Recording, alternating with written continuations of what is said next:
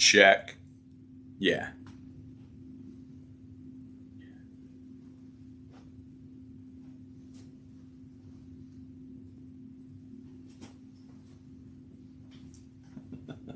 How are you? That was me doing a quick little sound check, I guess. Welcome. This is the 4 boxes of a faith with integrity.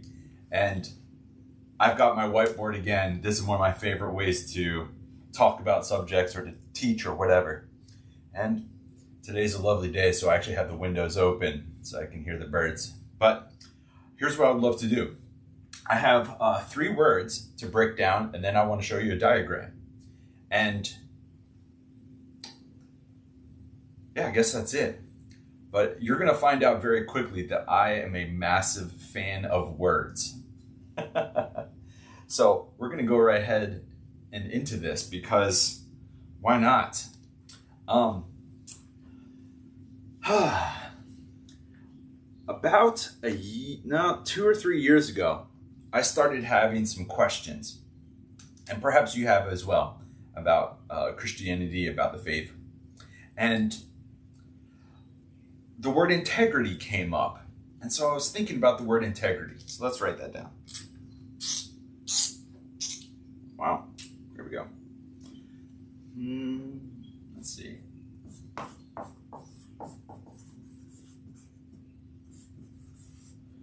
Integrity. So I was thinking about it, like, well, what is it that means somebody has a faith with integrity?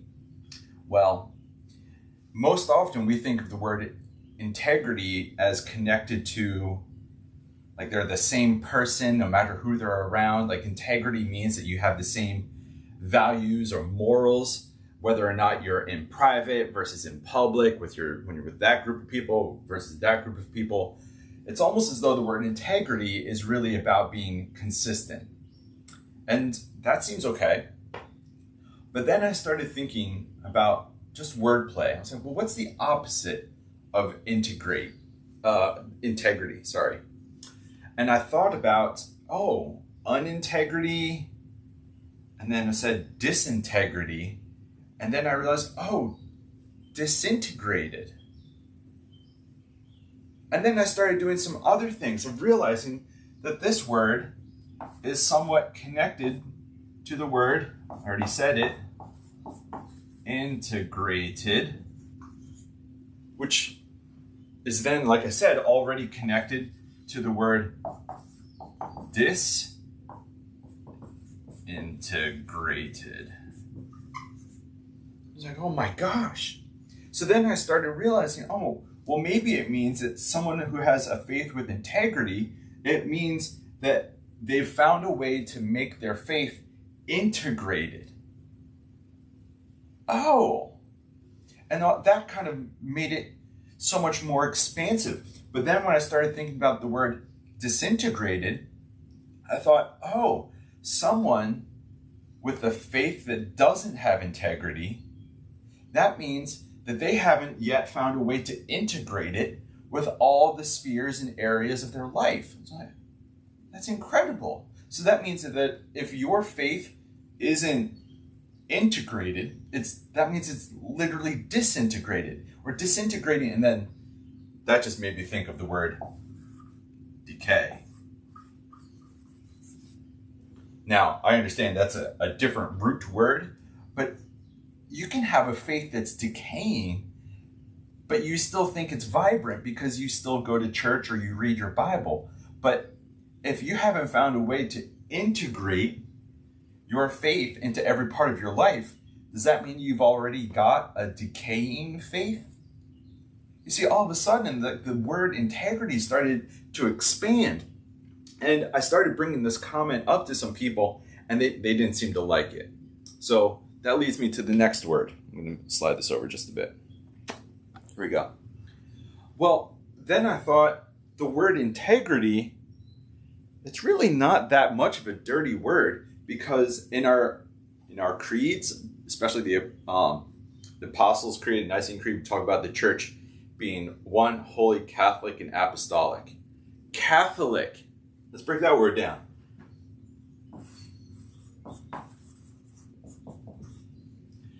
Now, most people think Catholic is just a denomination, but when you break down the word, it actually comes from the Greek I understand you may not be able to read that. It's in English, it would be Katahos. Katahalos. Now, katahalos just means this.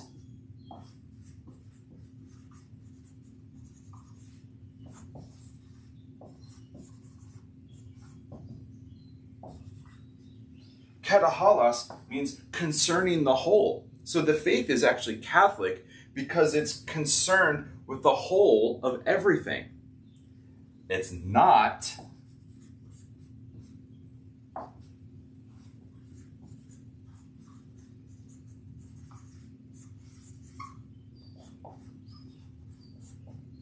it is not concerning the part, or we could say parts.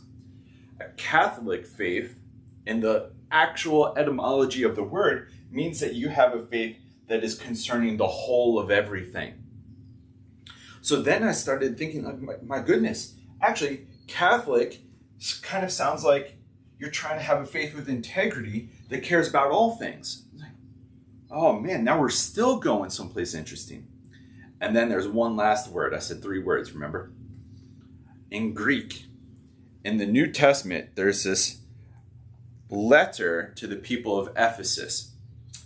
And in the first chapter, there's this fancy word. I'm going to write it. So follow with me. It goes like this. I'm going to write it in Greek, and then I'll put it into English lettering. Here we go. It goes like this. Yeah, let's do the capital A.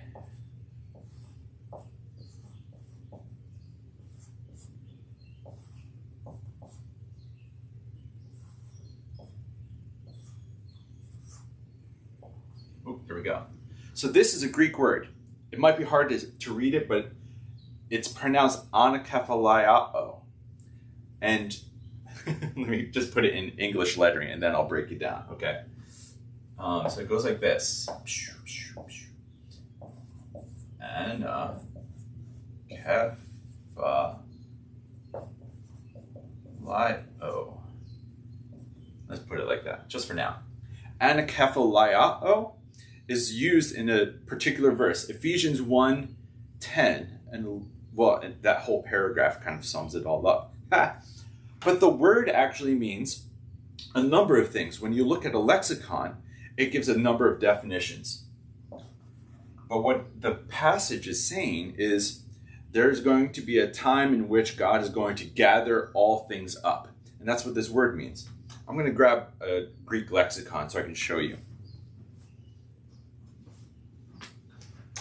Boom. So, what are some of the definitions for this word? It says, bring together. That's one definition. Okay.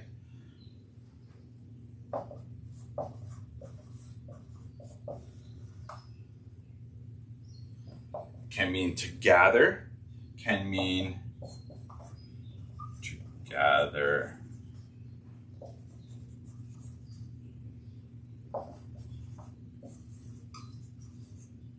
Can mean to gather under one head. And the one head is because this right here, that's the root word for the word head. It can also mean to sum up.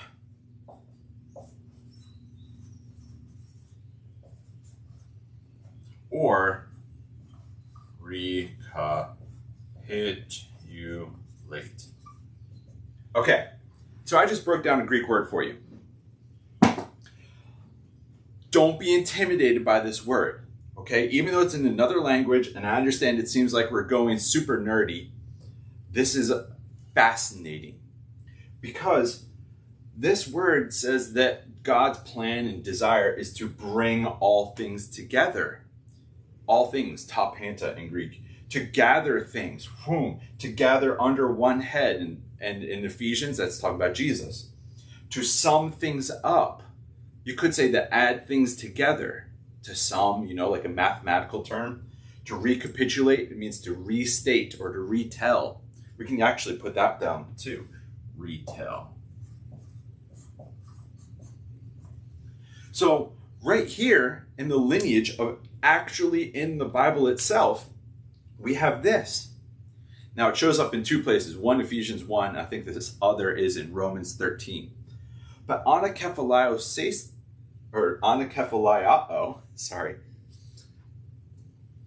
actually resonates with this understanding of Catholic.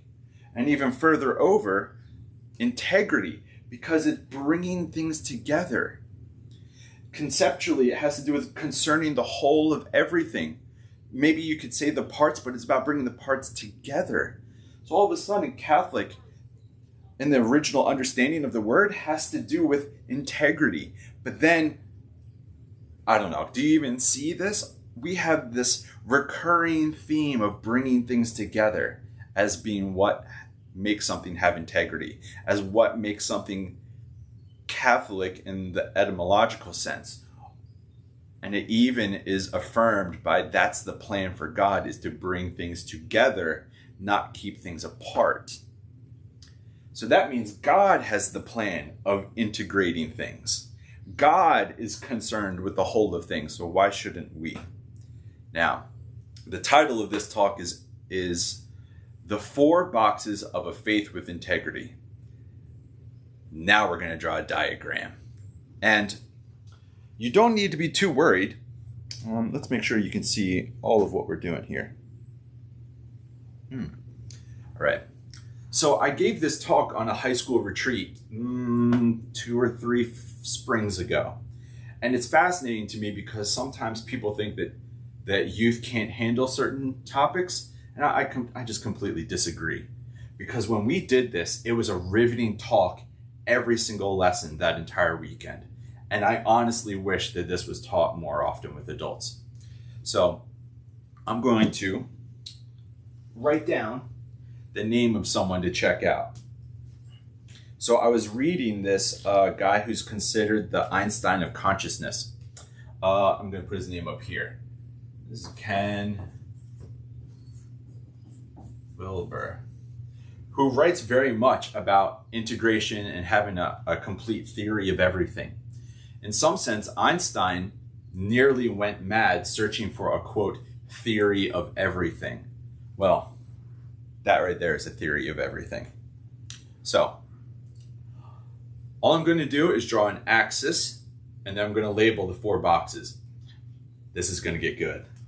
I'm like legitimately excited about this part. Here we go. And let's make it nice and big, because we're going to do a lot with this. Okay. So it goes like this. Most people understand faith or Christianity as only concerned with this.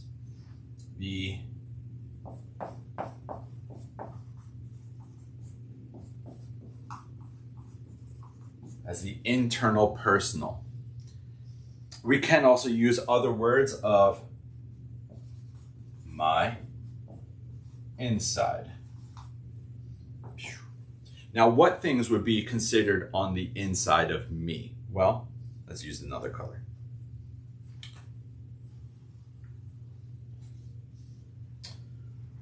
On the inside of me, you could say, well, that would be like topics of faith. Okay, cool. Yeah, faith is concerned with faith. Maybe you could say, love. Sure. Faith maybe is also concerned with emotions. Okay. Maybe even we could say attachments. Maybe we could also say addictions. So far, that sounds completely on the charts, right? Like that seems completely normal. Most people would say faith is concerned with these things. But then there's another step we got to get to, because faith isn't only concerned with these things. Faith is also concerned with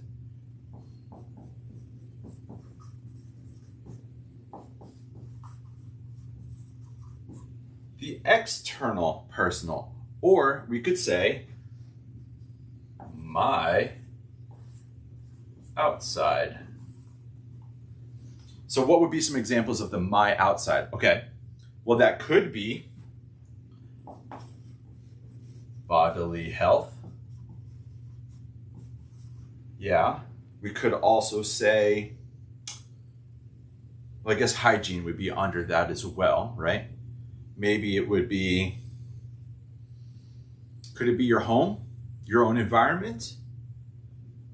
How about like your space? Your space, home.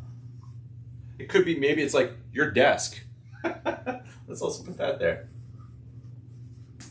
Is your space, your home, your desk, your external immediate environment, is it ordered or disordered? Is it chaotic? Is it cosmos?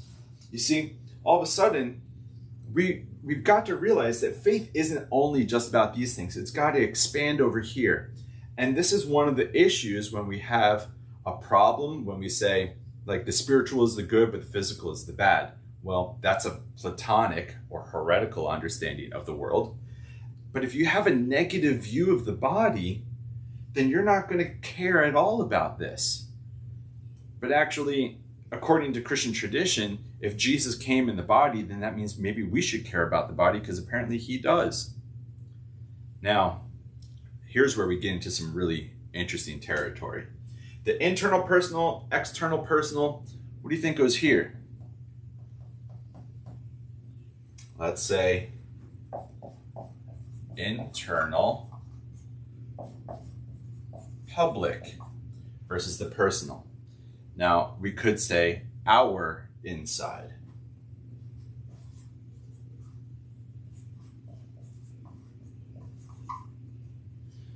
Now, what types of things would be on our inside? Well, you could probably add all the isms. So we got racism, sexism, classism. We could say corporate greed, right?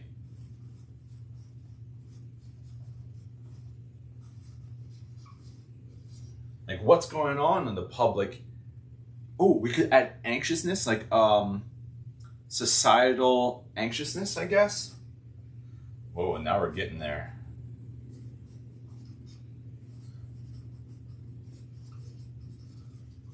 I guess that means we could also put anxiety up here. That would, I guess, be emotions. I spelled it wrong? Yeah, I did. Anxiety. There we go. What else could be on the internal public? Well, we got racism, sexism, classism, public anxiousness. We could say hope. Is hope a public thing? It probably fits into a few boxes. Sure. Public hope. Should we go to the next box? Let's do it. What about over here? Then we get, you can probably guess, it'll be external public.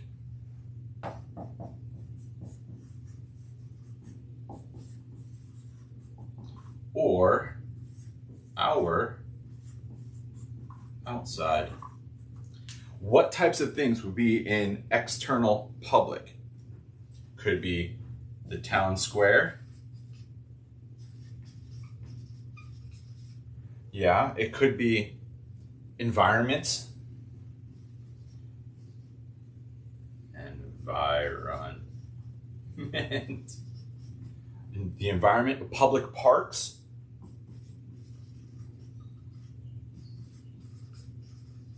What else could be that? Pollution.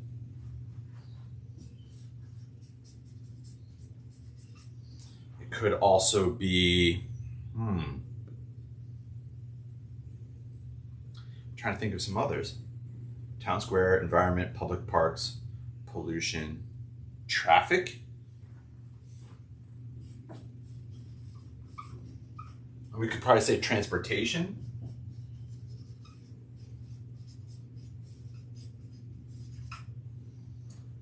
Now, if you notice on this, I actually drew quadrants. I didn't actually draw boxes. Because in some sense, there's whole things that we could list off probably forever about things that are on my inside or things forever on my outside, especially if we get into the particulars of bodily health, being hydrated, about hygiene, about getting haircuts during COVID. You're like, okay, what's going on? Or you could go infinitely in this direction or infinitely in that direction. We forgot something too, though. What else would be internal public? Well, and this might be one of those things that would bridge certain divides or go across.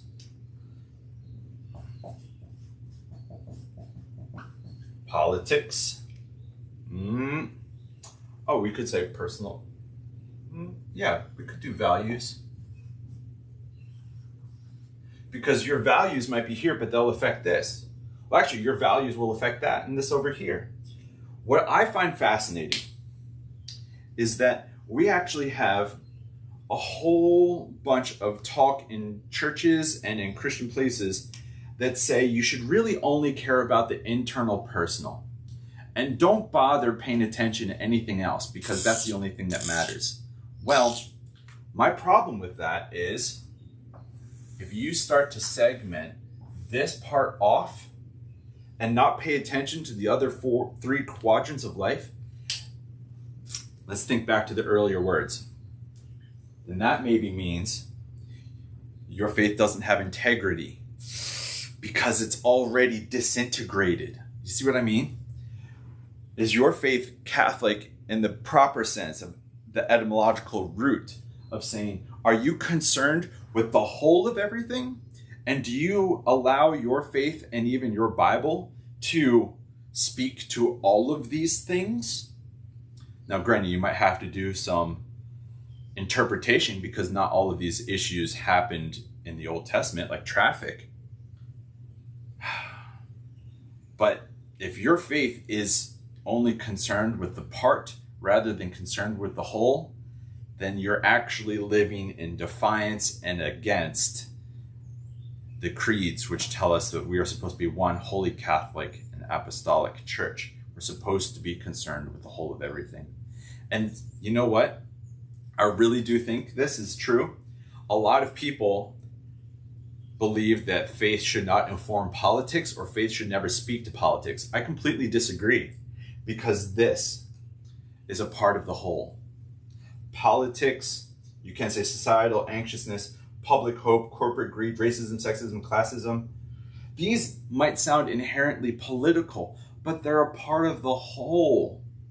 And so if you don't have a faith that speaks to these things, and if you don't give other people the chance to speak to the other parts, then not only do you have a disintegrated faith, you're actually encouraging other people to have a disintegrating faith. But God's plan is this, to bring together all of these things, to gather all things under the one head, which in the Christian confessions we would say is Jesus, to sum all of these things up, to restate, I like that, to retell our positions on these things. God actually has input on all of these avenues, all of these parts of life. So why is it that we don't want that? Well, it kind of goes like this. Let me just draw a little box around these things just to help us.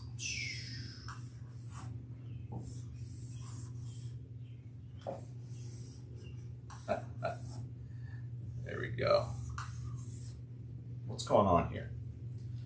Well, if you've only thought that faith is concerned with the internal personal or my insides, right? Then chances are you're actually going to read everything through this lens. You're going to read particular Bible passages or parables as if they only have to do with this. And you might actually overlook other passages So for instance, we could say the book of Deuteronomy, even parts of Leviticus, even wholesale parts of the prophets that speak to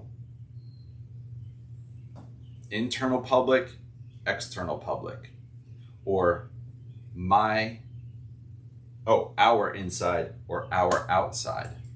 You see, whole portions of the Old Testament are actually about these things. The Sermon on the Mount, fascinatingly enough, hits on, I think I can say confidently it fits on these three things. But does the Sermon on the Mount speak to this? Well, let's think about the Good Samaritan.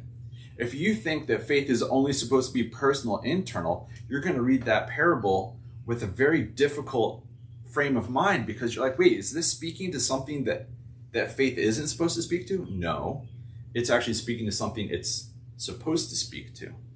Because the parable of the Good Samaritan actually hits on racism.